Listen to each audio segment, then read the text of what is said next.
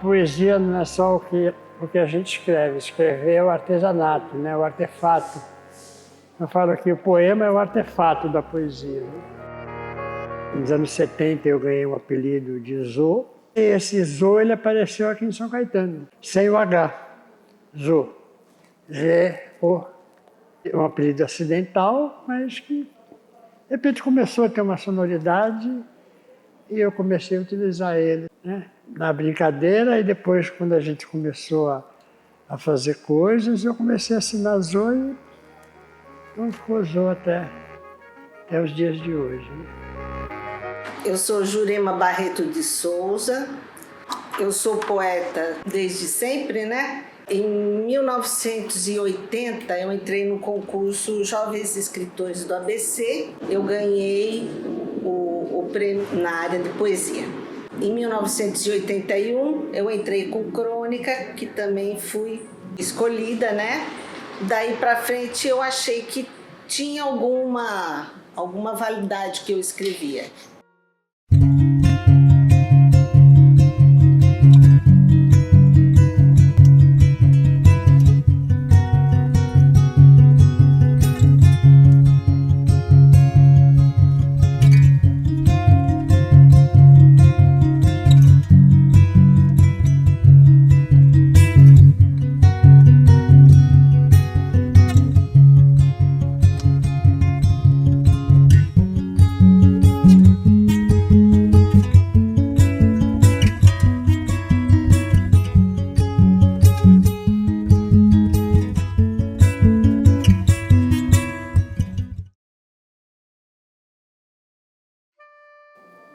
Minha profissão era de gráfico.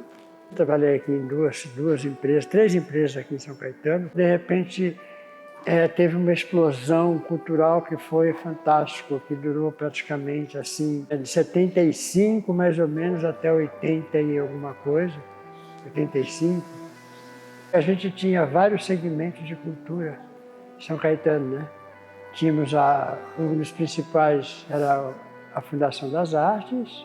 Nós tínhamos o Tijuco Sul, que era um teatro, que tivemos o Festival de Teatro Amador, acho que um dos primeiros festivais de teatro de Santo André foi em São Caetano. E também tínhamos aqui um ateliê de um grande artista, que chamava-se Paulo Menten, um litógrafo.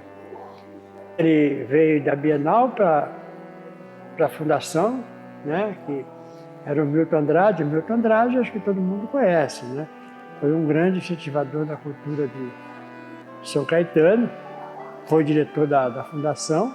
Ele trouxe o Paulo Menten para cá, depois o Paulo Menten alugou uma sala no 2º ou 3º andar, não lembro, em cima ali onde era a biblioteca, na Rua Baraldi, frente à Praça da Igreja ali. E era um ateliê muito grande, nós nunca tínhamos visto uma prensa de estilo, né, de lito, aquelas pedras. E ele começou a atrair uma garotada, bem garotos mesmo, né? 20, 19. E só que as ideias ali foram se formando, né? E como a gente estava numa época digamos, de rebeldia, a gente queria ter voz, a gente queria ter atitude, a gente era uma garotada que incomodava mesmo.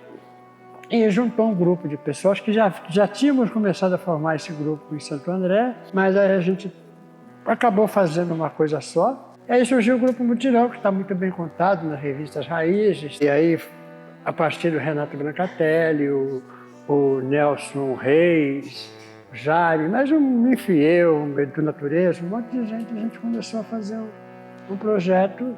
E de repente o projeto ficou interessante, muita discussão. E aí aconteceu de aparecer músicos também. São Caetano tinha uma formação musical muito boa. Tinha várias bandas aqui, grupos, né? E nós tínhamos aqui no antigo Paço Municipal, nós tínhamos um coreto muito grande, né? Um palco muito grande, tinha aquela concha lá. E, cara, aí a gente fez, e no domingo a gente tomou aquilo lá e fizemos teatro, música, poesia, dança, e juntou muita gente. E foi uma efervescência, veio gente. Aí a gente viu, pô, vai dar certo.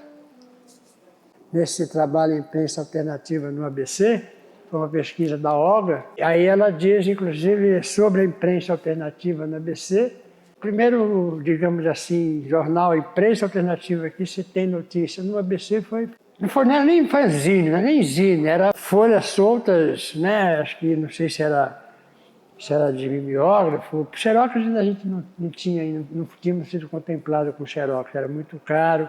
E ficou uma coisa assim legal, por quê? Porque a gente trouxe poetas, né? Assim que o pessoal começou a escrever a partir dali, e aí a gente começou a fazer isso, aquilo. Fizemos 1, 2, acho que fizemos 4 números, né? E virou. Então foi assim, de 74, 75 mais ou menos, nós tivemos um grande... Aí eu levei esse projeto para Santo André, o Mutirão, foi em 76. E aí a gente começou, tipo 8 horas da manhã, a gente ocupou a praça inteira, o pessoal levou suas artes plásticas, suas fotografias, seus artesanatos, e teve música, e teve peças de teatro, né? Isso tudo está registrado aí nas revistas e tal. E, cara, a gente viu que era aquilo que a gente queria, né? Não é uma coisa de ego, é uma coisa de coletividade, porque eu não vivo sem a cumplicidade. Então, todo o projeto que nós fizemos sempre foi coletivo.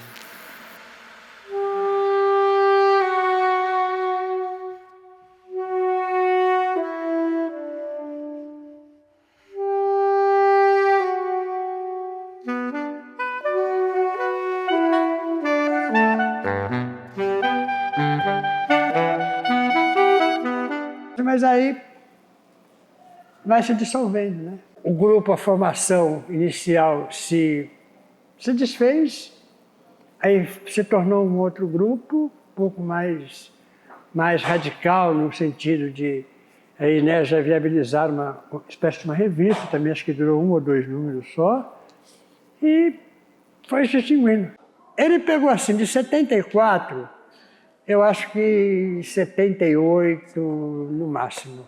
Ele durou pouco. Não porque ele não durou, ele teve outras, teve o pessoal que continuou, mas muita gente se tornou a partir dali. O próprio Nelson Reis, na época, ele foi um dos primeiros garotos a publicar um livro forte, intenso, né?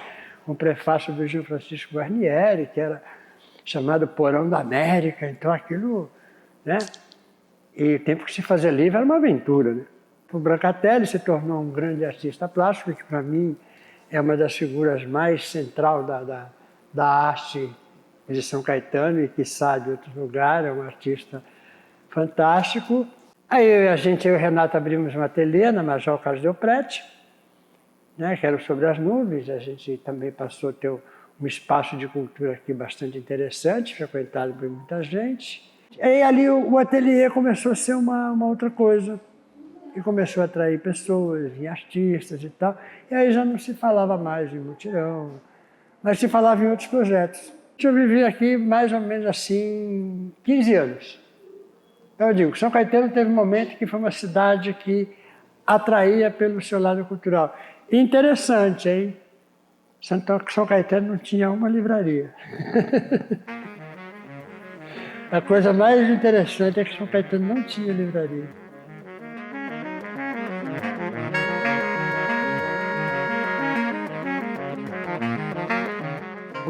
O Mutirão foi o primeiro um número que depois de muito tempo a gente ficou sabendo, ele foi apreendido pelo DOPS, porque trazia uma capa e foi quando o Armando Falcão lá se recusou a receber os 1000 e poucos artistas que tinham marcado a reunião. No dia seguinte ele cancelou, porque a gente era vigiado. E depois de muito tempo, que uma garota amiga nossa foi fazer uma pesquisa no DOPS, quando eles abriram os registros, ela achou meu nome, achou o nome da Jurema, que a gente não se conhecia. Em 1982, eu cursava a Fundação Santo André, fazendo letras, e eu comecei a fazer um fanzine, que a gente chamava, um zine, né? Quem escrevesse mandava pra gente, eu e a Terezinha Sávio, né, que fazia comigo. Nós fizemos juntos até a Cigarra, revista, ela chamava Jornal Literário A Cigarra, ainda todo em mimeógrafo. E nós fizemos esse trabalho de divulgação de poesia até a gente se formar. Nós continuamos fazendo ainda em mimeógrafo, mais alguns números. Aí, como nós nos separamos, eu e a Terezinha, acabamos fazendo, eu comecei a fazer xerox também, né? Quando foi a revista ia fazer 13 anos, a gente já frequentava aqui Alfarrábio, aí eu conheci o Zô Bertolini. E a gente, como a 93. gente... 93, né? E nós, com as nossas discussões sobre arte e tudo, eu queria mudar a revista, mas eu não tinha conhecimento gráfico, né? Eu sabia o que eu queria, mas eu não sabia como fazer. Não tínhamos computador aí. Não tínhamos computador, era tudo recorte e cola, era outro método. Chamado Gillette Press. Gillette Press. Ah, que ótimo. E aí, mesmo em zine, em xerox, a gente já se comunicava com o Brasil inteiro na imprensa alternativa, né?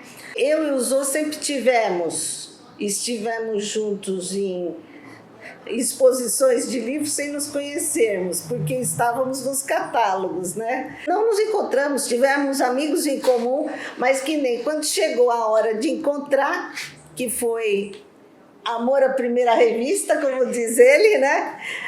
Quando a gente fez essa edição, depois de 25 anos fazendo a revista, a gente falou, tá bom, acho que a gente já fez 25 anos, porque a gente não publicava livros, ela não publicava livros, porque a revista tomava muito tempo. Então, nós convidamos um monte de pessoas e, só para, como a gente queria, a gente fez um retrato, aqui, mimeógrafo a álcool. Eu não conhecia, eu falei para ela que eu não conhecia a Jurema nessa época, senão eu tinha bebido o mimeógrafo dela. Aí ela foi vindo para mimeógrafo, ela veio vindo para xerox, aí por aqui mais ou menos eu entrei porque ela queria parar, porque não sei o quê, porque não sei o quê. Eu falei, cara, como assim? Como assim? Eu já tinha feito um monte de coisa, já era um gráfico respeitado, né? Já tinha toda essa... Sempre trabalhei em editora. Não, aqui fazer revista, vamos ver, pai, pum. Aí continuamos. Aqui eu já levei a revista para os modos de offset. Aqui a gente já começou a utilizar cores, tá? E aí ela veio vindo, né? Dentro desse processo de 4 cores. E aí a gente já trouxe para cá, já chamamos... A gente já começou a trazer grandes artistas para fazer a capa, né? Então, por exemplo, aqui, uma das últimas que a gente fez foi do Paulo Menten. Essa última é da Madásio, do Guido. Brancatelli fez uma capa. Petkov. E aí a gente falou, pô, 25 anos, tá bom. E para fechar a revista, eu fiz questão aqui de pedir para o Augusto de Campos, que, né, todo mundo deve conhecer, ele mandou um texto dizendo: a cigarra expulsa pouco a pouco da mídia impressa, a poesia já não tem lugar nos cadernos culturais. As revistas independentes dos poetas são os últimos baluartes de resistência e rebeldia. Na terra de Saciloto, a contrapelo e a contracanto, a cigarra, poesia, resiste, vive. A rebeldia sempre fez parte, porque a gente nasceu provocado para ser rebelde. Não é que a gente ficou rebelde, né? A gente nasceu provocado para ser rebelde. A nossa adolescência, né? Nos anos 60, todo mundo sabe como é que foi. As nossas rebeldias têm que existir, porque é a melhor forma da gente realmente não aceitar, né? Essa questão que a cultura é um projeto que, sabe, que pode ter a porcentagem de... Não, a cultura é por inteiro. E quando eu falo cultura, não é a cultura de eventos, a cultura de continuidade. Isso é uma responsabilidade que a gente tem para quando a gente vê arte, cultura, educação e principalmente política, que a gente não discute política, a gente acha que política é uma coisa que... Mas não é discutir política, é entender o que nós precisamos fazer para a nossa cidade. Eu tenho a cidade como uma forma de eu pertenço à cidade e a cidade me pertence. Então eu também faço as minhas críticas. De vez em quando brigo, de vez em quando sou estúpido, mas tem que ser assim. Mas a maior parte do tempo a gente convive dentro dessa ideia de que a gente pode estar sempre transformando. Infelizmente, uma determinada área da cultura virou um grande capitalismo. Veja quanto custa um show de qualquer um lá no Allianz Parque. Tanto é que você não tem mais quase ginásio, não pertence ao ginásio, aliás, não pertence ao Palmeiras. Não tem mais Pacaembu, a estádio lá, porque é para show, é para isso, é para aquilo. Vários estádios no Brasil são assim. Um cachê de qualquer músico hoje é 1 milhão. Né? De vez em quando você tem uma coisa ou outra e tal. O que eles puderam capitalizar da arte, né? O que eles, da cultura, enfim, eles capitalizaram. E o que sobra? O que sobra é, então, por isso que você tem virada cultural, você tem isso, aquilo. O SESC faz um papel fundamental nesse sentido, né, de proporcionar. O problema é que hoje, principalmente, vou dizer, tá? Essa extrema-direita, não queria usar essas expressões, eles não fazem questão da cultura. Não é em cultura que eles querem investir. Eles simulam, assim como a educação, eles simulam a educação. Eles fazem uma cultura centralizada que a mídia possa transmitir, que é o carnaval, que é o São João, que é tudo muito midiático, tem muita grana investida. Enfim, tudo que pode dar um grande patrocínio para cerveja, para isso, para aquilo, entendeu? Isso tem, então a gente faz de conta que tem cultura. Mas uma cultura que diz para você, olha, cara, precisa de continuar isso.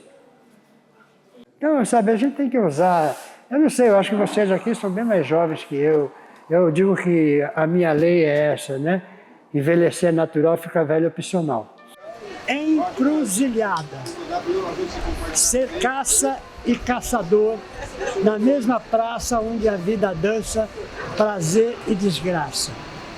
Tudo tem seu preço, nem sempre endereço. Tem quem paga, a fila, o vão e a vaga.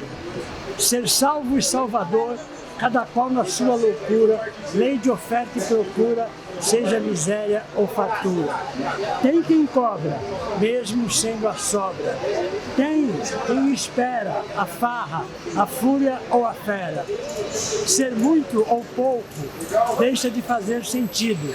Sonho que não é vivido não pode ser repartido. Há quem diga, ar de se respirar, perigas vai faltar.